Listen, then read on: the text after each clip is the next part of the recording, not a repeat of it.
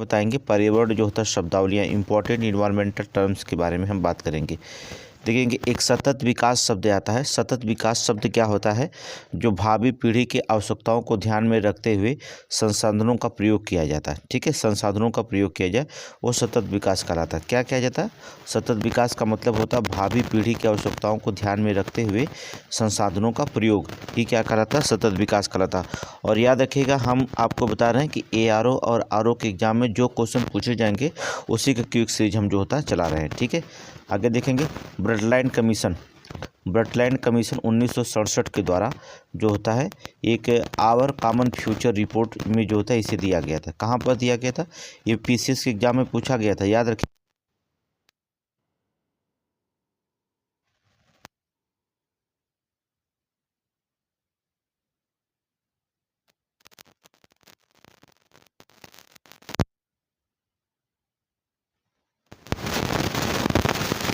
जो प्राकृतिक संसाधनों का दुरुपयोग कर पर्यावरण को नुकसान पहुंचाना ही क्या कहलाता है? पर्यावरण अपकर्ष कहलाता है। पर्यावरण अब क्या होता है कि जो प्राकृतिक संसाधन है उसका हम दुरुपयोग करके जो होता है अगर पर्यावरण को क्षति पहुंचाया जाता है तो उसे पर्यावरण अपकर्ष कहा जाता है। ये सारे शब्द याद रखना होगा आपको, सबके सब शब्द आपको दिमाग में याद रखना होगा। इको मार्क जो होता है आपको पता है कई बार क्वेश्चन पूछा गया था और PCS में भी पूछा गया था। पर्यावरण के अनुकूल उत्पादों को दिया जाता है। पर्यावरण के जो अनुकूल उत्पाद होते हैं उस पर जो होता है इको मार्क दिया जाता है।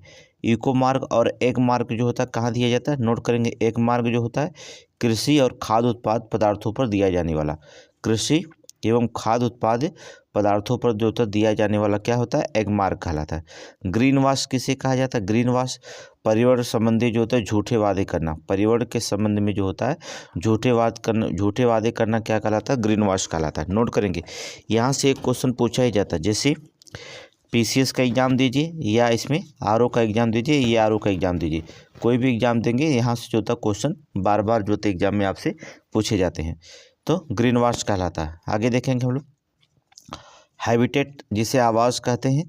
ठीक है, एक विशेष स्थान जहाँ जीव रहते हैं उसे आवास कहा जाता है, हैबिटेट। ठीक है, उसे क्या हैबिटेट या आवास कहा जाता है। ठीक है, लैक्टिक आवास किसे कहा जाता है? लैंटिक आवास जो तो जहाँ स्थिर जल के आवास, स्थिर जल के आवास हो, जैसे तालाब, वेटलैंड, लेक, ये मतलब झील। ठीक है, लेक मतलब झील, इसे कहा जाता है लैंटिक। अच्छा, लैंटिक आवास कहा जाता है। नोट करेंगे लैंटिक आवास जहाँ स्थिर जल के आवास हो, जहाँ स्थिर जल के आवास होते हैं उसे लैंटिक आवास कहा जाता है। जैसे आपके तालाब हो गए, वेटलैंड्स हो गए, लेक हो गए, ये सभी क्या करेंगे? लैंटिक आवास कहलाते हैं। लोटिक आवास किसे कहा जाता है? लोटिक आवास बहते हुए जल के आवास को, नोट करेंगे, बहते जल के आवास को जो होता है लोटिक आवास कहा जाता है। जैसे नदी, नोट करेंगे, जैसे नदी को हम कहते हैं। ठीक है, देखिए आपको हर सब्जेक्ट का जो होता है अब क्विक सीरीज चलाने की कोशिश किया जाएगा। क्विक सीरीज जो होता है हर सब्जेक्ट से चलाया जाएगा। ठीक है, आगे देखिए नीचे अर्थात नीचे, ये जो होता है इंपॉर्टेंट क्वेश्चन है। इसे किसी जीव द्वारा अपने पारिस्थितिकी तंत्र में निभाई जाने वाली कार्यात्मक भूमिका के रूप में परिभाषित किया जाता है। ठीक है, नीचे जो होता है क्या होता है? किसी जीव द्वारा जो होता है अपने पारिस्थितिकी तंत्र में निभाई जाने वाली जो होता है कार्यात्मक भूमिका के रूप में परिभाषित किया जाता है, उसे नीचे कहते हैं। इसे हम ग्रिनेल्स द्वारा दिया गया था। इसे किसके द्वारा दिया गया था? ग्रिनेल्स। नोट करेंगे, नीचे जो होता है ग्रिनेल्स के द्वारा दिया गया था। ठीक है, आगे चलेंगे। इकोसिस्टम, इकोसिस्टम किसे कहा जाता है? इकोसिस्टम जीवों का समुदाय। ठीक है, जीवों का समुदाय और साथ ही पर्यावरण जिसमें वह रहते हैं। ठीक है, जीवों का समुदाय और साथ ही वह पर्यावरण जिसमें वह रहते हैं उसे इकोसिस्टम कहा जाता है।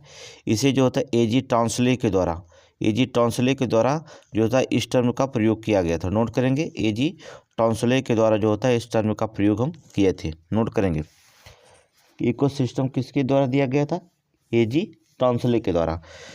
ठीक है, ये 11 फरवरी को RO में क्वेश्चन पूछ दिया गया था। RO और ARO में क्वेश्चन पूछा गया था। आगे देखेंगे वाहन क्षमता। वाहन क्षमता कैरिंग कैपेसिटी जिसे कहा जाता है, जिसे कैरिंग कैपेसिटी कहा जाता है। वाहन क्षमता किसे कहा जाता है?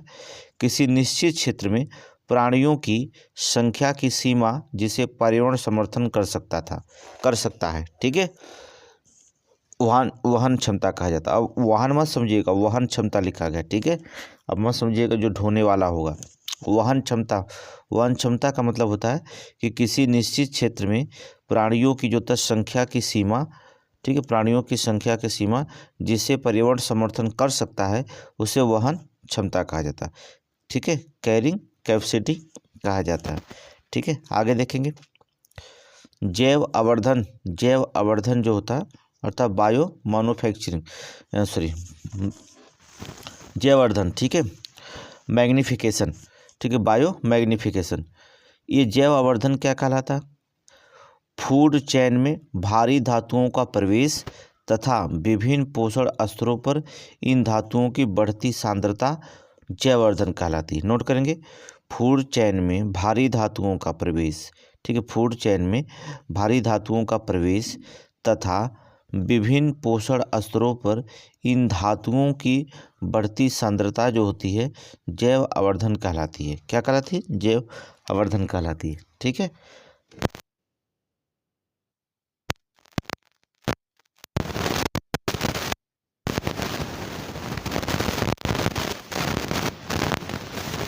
मनुष्य के जीवन को पूर्ण रूप से धारणी करने के लिए एक आवश्यक और न्यूनतम भूमि, ठीक है, पारिस्थितिकी पश्चात कहलाता है। एक मनुष्य के जीवन को जो था पूर्ण रूप से क्या धारणी करने के लिए जो था आवश्यक न्यूनतम भूमि कहलाता है पारिस्थितिकी। जैसे इसका मापन क्या होता है? भूमंडलीय हेक्टेयर, ठीक है, ग्लोबल हेक्टेयर के द्वारा किया जाता है। ठीक है, नोट कर लीजिएगा, पारिस्थितिकी पश्चात का जो होता है मापन भूमंडलीय ग्लोबल हेक्टेयर के द्वारा हम करते हैं। नोट करिएगा, ये सारे परिभाषाएं अगर आप इसको नोट कर लेंगे तो चाहे पीसीएस का एग्जाम दीजिए चाहे आरओ का एग्जाम दीजिए, सभी में जो होता है ये शब्द जो होता है इंपॉर्टेंट रखा गया है।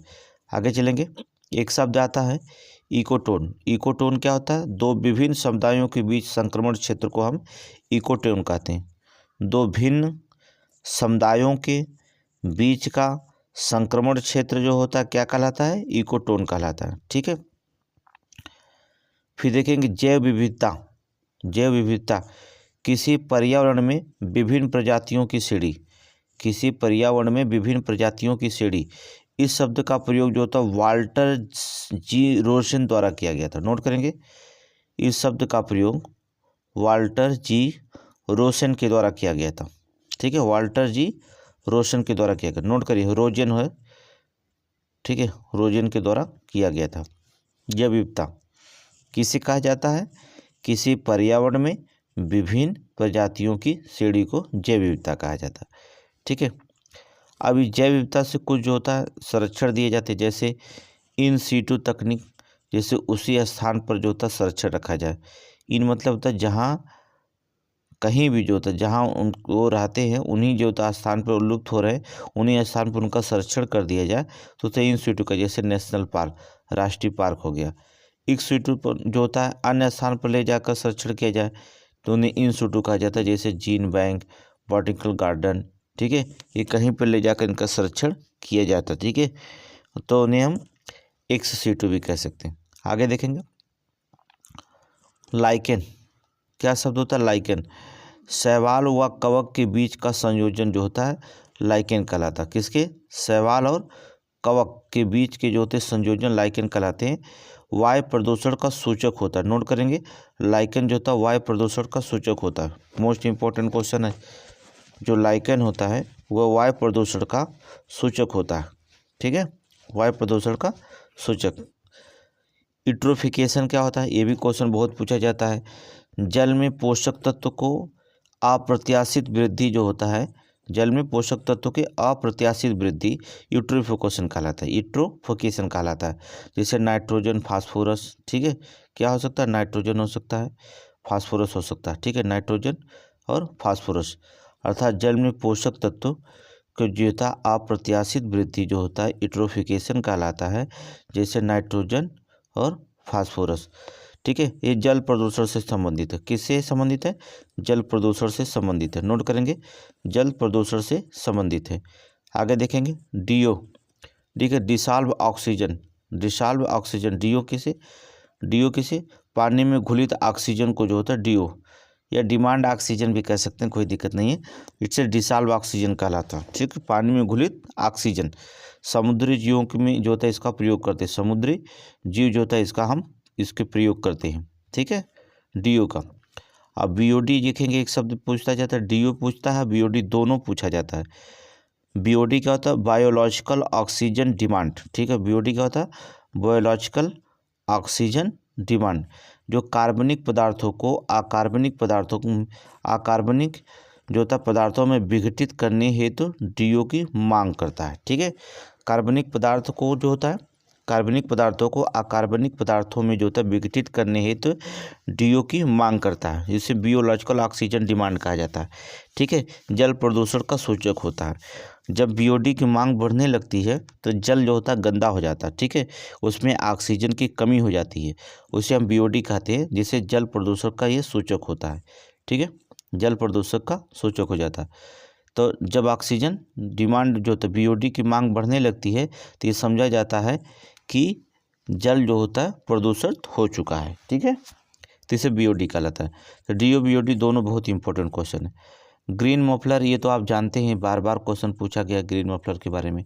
ध्वनि प्रदूषण को कम करने की एक तकनीक को होती है, जिसे हम क्या करते हैं? ग्रीन मफलर कहते हैं। ठीक है, ये पीसीएस में भी पूछा गया और आरओ में भी पूछा गया ग्रीन मफलर का। जैव उपचार जो होता है, सूक्ष्म जीवों द्वारा पर्यावरण में जहरीले पदार्थों का निष्कासन करना जैव उपचार कहलाता है। सूक्ष्म जीवों द्वारा पर्यावरण से जहरीले अर्थात टॉक्सिक जिसे कहता है, तो जहरीले टॉक्सिक पदार्थों का निष्कासन करना ही क्या कहलाता है? जैव उपचार कहलाता है। ठीक है, जैव उपचार कहलाता है। आगे चलेंगे। जैव निम्नीकरण, अर्थात जैव निम्नीकरण किसे कहा जाता है? सूक्ष्म जीवों द्वारा कार्बनिक पदार्थों को विघटित करने की प्रक्रिया जो होता है जैव निम्नीकरण कहलाती है। सूक्ष्म जीवों द्वारा कार्बनिक पदार्थों को विघटित करने की प्रक्रिया क्या कहलाती है? जैव निम्नीकरण कहलाती है। कुछ है, हमने जो होता है एल्युमिनियम कंपनी जो होता है, इस बार पूछा गया था पीसीएस में। ठीक है, तो वहाँ पर थोड़ा से हम मिलाने के लिए दे देते हैं, क्योंकि इस बार क्वेश्चन पूछा गया तो पहले हम सोचे इसी को पढ़ा दें। ठीक है, मिलान करने के लिए आया था, तो आप गलती ना करें। ठीक है, प्रमुख एल्युमिनियम कंपनी और उनके केंद्र के बारे में बता देते हैं। चलेंगे, एल्युमिनियम कंपनी और प्रमुख केंद्र। बाल्को जो होता कोरबा में है, छत्तीसगढ़ में। ठीक है, हिंडाल्को रेणुकूट उत्तर प्रदेश में है, और बेलगाम, ठीक है, बेलगाम महाराष्ट्र में। नोट करेंगे, हिंडाल्को दो जगह है। ठीक है, उत्तर प्रदेश के जो होता है रेणुकूट में है, और बेलगाम जो होता है महाराष्ट्र में बेलगाम में हिंडाल्को लगाया गया। ठीक है, अब देखेंगे नालको जो होता है दो जगह पर है, एक तो कोयना में है, महाराष्ट्र में पड़ता है, फिर जो तो कोरापुट में उड़ीसा में है, अंगुल में उड़ीसा में है। ठीक है, फिर भुवनेश्वर में है। ठीक है, नालको तीन जगह मतलब चार जगह बनाया गया है, कोयना, कोरापुट, अंगुल, भुवनेश्वर। कोयना महाराष्ट्र में पड़ता है। ठीक है, कोयना महाराष्ट्र में नालको, याद रखिएगा थोड़ा से।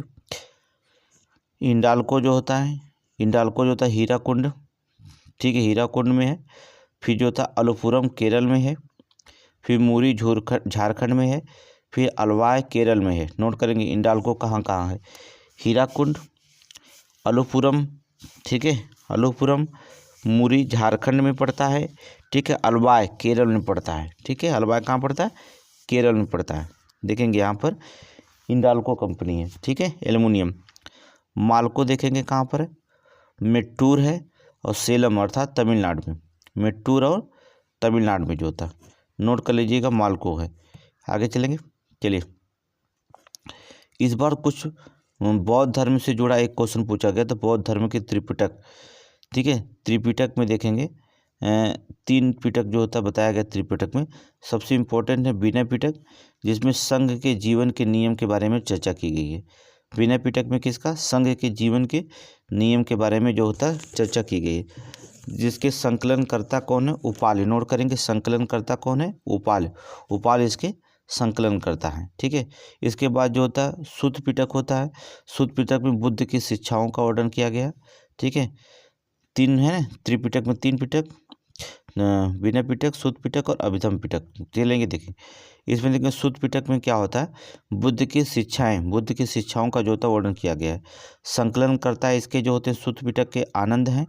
त्रिपिटक में सबसे बड़ा है। ठीक है, सुत्त पिटक सबसे बड़ा है त्रिपिटक में।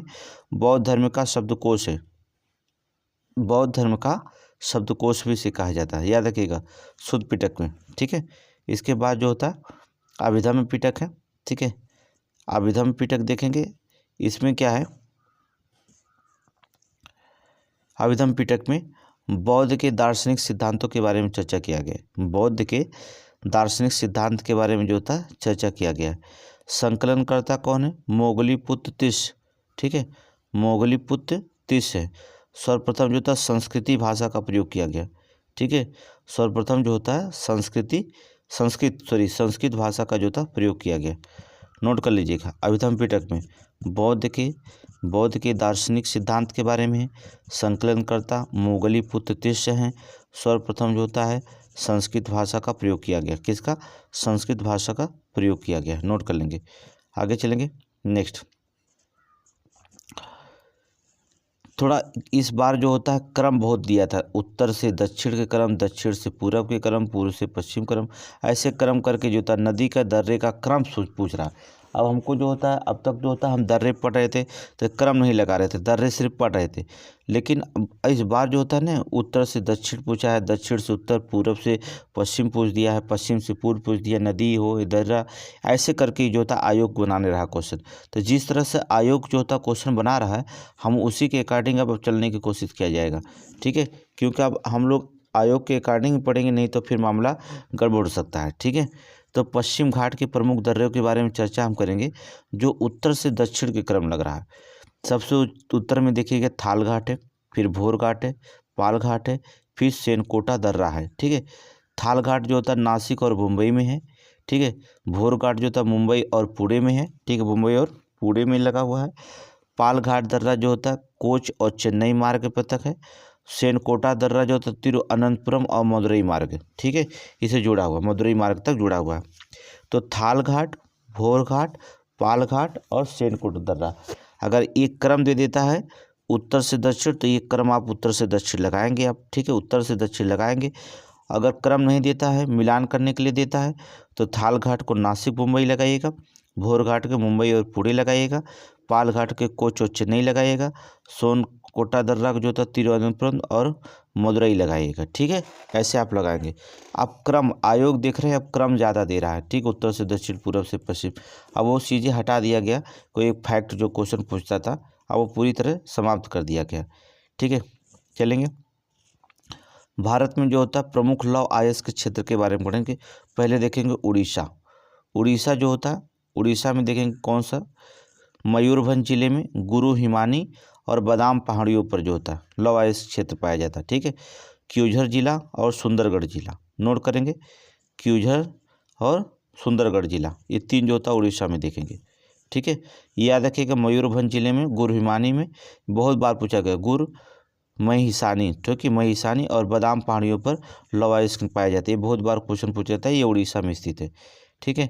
झारखंड में कौन से सबसे ज़्यादा पूछा जाता है, पंसराबुरु और नोवा मंडी, नोट करिए, पंसराबुरु और नोवा मंडी, ठीक है, नोवा मंडी ये झारखंड में पाया जाता है, ठीक है। छत्तीसगढ़ में क्या सबसे ज़्यादा पूछा जाता है लौह अयस्क के लिए, लौह अयस्क जो था छत्तीसगढ़ में कहाँ पाया जाता है, डल्ली राजहरा दुर्ग जिला में है, और जो था बैलाडीला दंतेवाड़ा जिला में। ये दो क्वेश्चन बहुत बार पूछा जाता है, ये कहाँ पर स्थित है, डल्ली राजहरा, ठीक है, दुर्ग जिले में है, बैलाडीला दंतेवाड़ा जिला में, ठीक है। देखिए आप जो भी क्वेश्चन याद कर रहे थे अब थोड़ा से अलग हटकर याद करेंगे, क्योंकि आयोग जो होता है जिस तरह से क्वेश्चन बना रहा है हम उसी के अकॉर्डिंग हमें चलना पड़ेगा, ठीक है। अब वहाँ से क्वेश्चन बना रहा है जहाँ एकदम लॉजिक भी है, फैक्ट भी है, ठीक है, आसान भी है, सरल भी है, ठीक है। कर्नाटक देखेंगे, कर्नाटक नोट करेंगे, कर्नाटक में कहाँ कहाँ लौह अयस्क निकाला जाता है, तो कुद्रेमुख जो होता है चिकमंगलौर जिला में पड़ता है, कुद्रेमुख, ठीक है, जिला मिलाने के लिए दे देगा, ठीक है, इसलिए जिला रखा गया, जिला मिलाने के लिए दे देता है। कुद्रेमुख जो होता है चिकमंगलौर जिला, अगर जिला नहीं देगा तो क्या देगा, राज्य देगा, ठीक है। बाबा बुदन की पहाड़ियाँ चिकमंगलौर जिला में पड़ता है।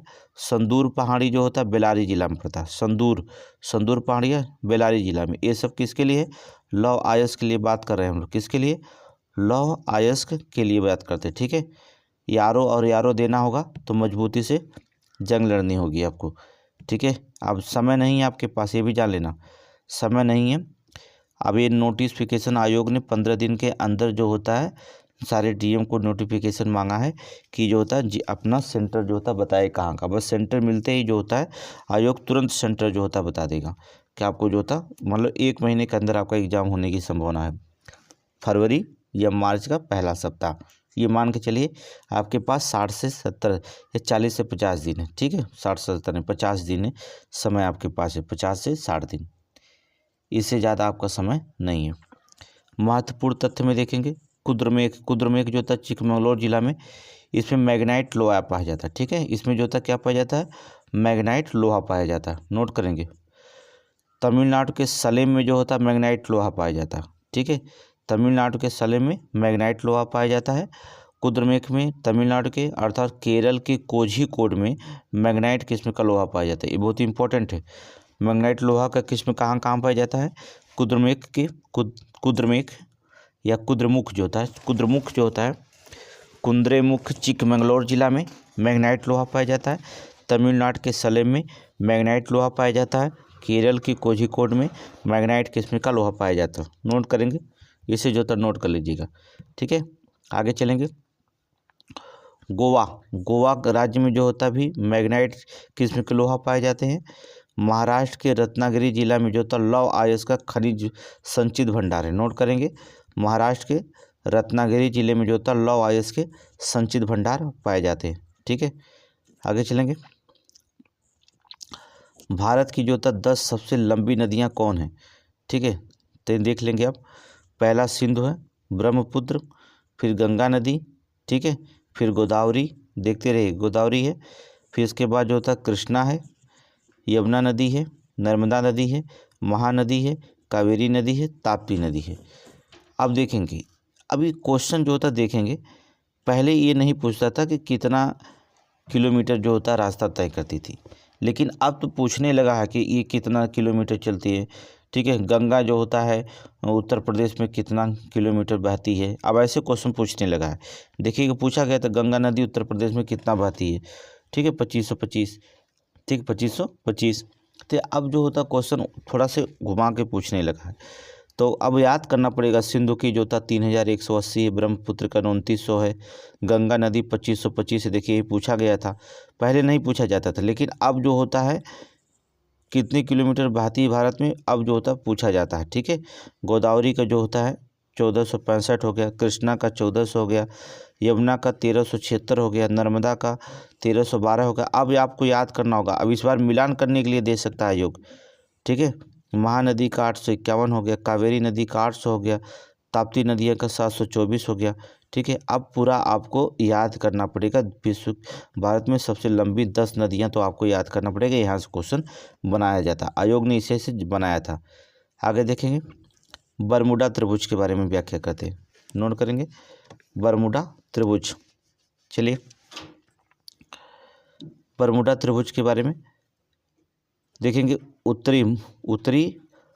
उत्तर पश्चिम अटलांटिक महासागर में स्थित है, इसका विस्तार जो होता है बरमूडा तक है। ठीक है, बरमूडा तक। मियामी और सान जुआन, मियामी दक्षिणी फ्लोरिडा में स्थित है और सान जुआन जो था प्यूर्टो में। नोट करेंगे, प्यूर्टो में। ठीक है, ये बरमूडा के ही भाग है, मियामी और सान जुआन जो था। मियामी दक्षिणी फ्लोरिडा तक विस्तार है बरमूडा का, सान जुआन जो था प्यूर्टो तक। ठीक है, इसका विस्तार बरमूडा तक है, उत्तरी अटलांटिक महासागर इसमें आते हैं। फिर जो था स्वर्णिम त्रिभुज में कौन कौन आते हैं, गोल्डन ट्रिंगल में कौन आता है, बहुत इंपॉर्टेंट है, ये क्वेश्चन पूछा गया है। तो ये अफीम उत्पादक क्षेत्र आते हैं। स्वर्णिम त्रिभुज में कौन आते हैं, अफीम उत्पादक क्षेत्र, नोट कर लीजिएगा, मिलान करने के लिए देगा। स्वर्णिम त्रिभुज में अफीम उत्पादक क्षेत्र आएंगे, इसका विस्तार म्यांमार, लाओस से और थाईलैंड में किया गया। नोट करेंगे, इसका विस्तार जो होता है स्वर्णिम त्रिभुज का म्यांमार, लाओस और थाईलैंड, म्यांमार, लाओस और थाईलैंड में इसका विस्तार, नोट करेंगे। ठीक है, आगे चलेंगे। स्वर्ण अर्धचंद्र, गोल्डन जो था स्वर्ण अर्धचंद्र में कौन आते हैं, तो अफीम उत्पादक क्षेत्र इसमें भी आते हैं, इसका विस्तार जो होता है स्वर्ण अर्धचंद्र का विस्तार, नोट करेंगे, बहुत इंपॉर्टेंट है, बहुत क्वेश्चन पूछा जा रहा है यहाँ से। क्वेश्चन पीसीएस में आरओ में जो होता पूछा जा रहा है। स्वर्ण अर्धचंद्र जो था अफीम उत्पादक क्षेत्र हैं ये।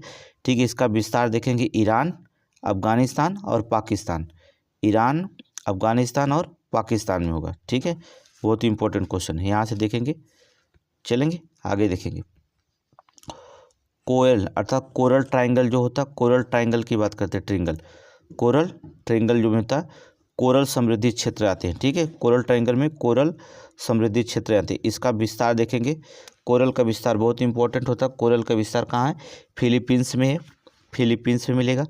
Indonesia, Malaysia, Papua New Guinea, Solomon द्वीप और लिमोर लेस्ते। नोट करेंगे, Indonesia, Malaysia, Philippines, Papua New Guinea, Solomon द्वीप और तिमोर जो होता है लिस्ते, ये जो होता है कोरल समृद्धि क्षेत्र आते हैं। बहुत इंपॉर्टेंट, कोरल समृद्धि क्षेत्र के अंतर्गत आते हैं। ठीक है, बहुत इंपॉर्टेंट क्वेश्चन, नोट कर लेंगे, इसे नोट कर लीजिएगा। ठीक है, कोरल अर्थात कोरल ट्रायंगल में कौन देश आते हैं, कौन कौन से देश कोरल ट्रायंगल में आते हैं, ये कोरल ट्रायंगल वाले देश हैं। ठीक है, नोट कर लीजिए, नोट कर लीजिए। आगे चलेंगे, नेक्स्ट क्वेश्चन। कुछ रेलवे जोन जो होता, प्रमुख रेलवे जोन आया था, इसमें थोड़ा सा मिलान लेंगे, रेलवे जोन और मुख्यालय। इस बार एक क्वेश्चन आया था, देख लीजिएगा बहुत स्पीड में। उत्तर रेलवे दिल्ली में है, उत्तर पश्चिम रेलवे जयपुर में है, उत्तर मध्य रेलवे प्रयागराज में, उत्तर पूर्वी सीमांत रेलवे कटिहार में पड़ता है। ठीक है, पूर्वोत्तर रेलवे जो होता गोरखपुर में, पूर्वोत्तर सीमांत रेलवे मालीगाम गुवाहाटी में पड़ता है, पूर्वी रेलवे जो होता फेयरली प्लेस कलकत्ता में पड़ता है, पूर्वी रेलवे बहुत इंपॉर्टेंट है।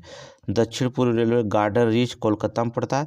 पहले हम लोग ये नहीं पढ़ते थे, लेकिन जब से क्वेश्चन पूछने लगा आयोग तब से हम लोगों को इम्पोर्टेंट हो गया अब हम लोगों के लिए। ठीक है, पूर्व मध्य रेलवे जो होता हाजीपुर में है, पूर्वी तट रेलवे भुवनेश्वर में है, दक्षिण मध्य रेलवे जो होता सिकंदराबाद में है, दक्षिण रेलवे जो होता चेन्नई में है। ठीक है, आगे देखेंगे, मध्य रेलवे जो होता मुंबई में है, पश्चिम रेलवे जो होता है चर्चगेट मुंबई में है, दक्षिण पश्चिमी रेलवे जो होता हुबली में है। ठीक, कहाँ पर? हुबली में है। ठीक है, आगे देखेंगे, पश्चिमी जो होता पश्चिम मध्य रेलवे जबलपुर में है, दक्षिण पूर्व मध्य रेलवे बिलासपुर में है, दक्षिण तट रेलवे जो होता विशाखापट्टनम में। ये जो होता है 18 जोन को जो होता आप 18 जोन में बटा हुआ है, 18 जोन को जो होता याद रखेंगे। ठीक है, तो आप देखिए पहले ऐसा नहीं था कि ये रेलवे से यहाँ से क्वेश्चन पूछता था। अब जो होता उत्तर प्रदेश पीसीएस में आयोग ने रेलवे से भी क्वेश्चन जो होता उठाना शुरू कर दिया। अब थोड़ा सा संभल करके, साइकिल के पंचर से शुरू हुआ है और साइकिल के पंचर में ख़त्म करेंगे। अब देखेंगे, इसको मिलान करने के लिए बहुत इंपॉर्टेंट क्वेश्चन ये आएगा। भारत में कृषि जलवायु प्रदेशों की संख्या 15 है। भारत में कृषि जलवायु प्रदेशों की संख्या कितनी? 15 है। कृषि पारिस्थितिकी प्रदेशों की संख्या कितनी है? 20 है।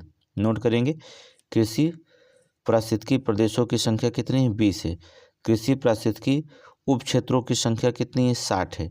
उत्तर प्रदेश में कृषि जलवायु की जो होता है क्षेत्रों की संख्या कितना? 9। नोट कर लीजिए, ये सभी नोट करिए।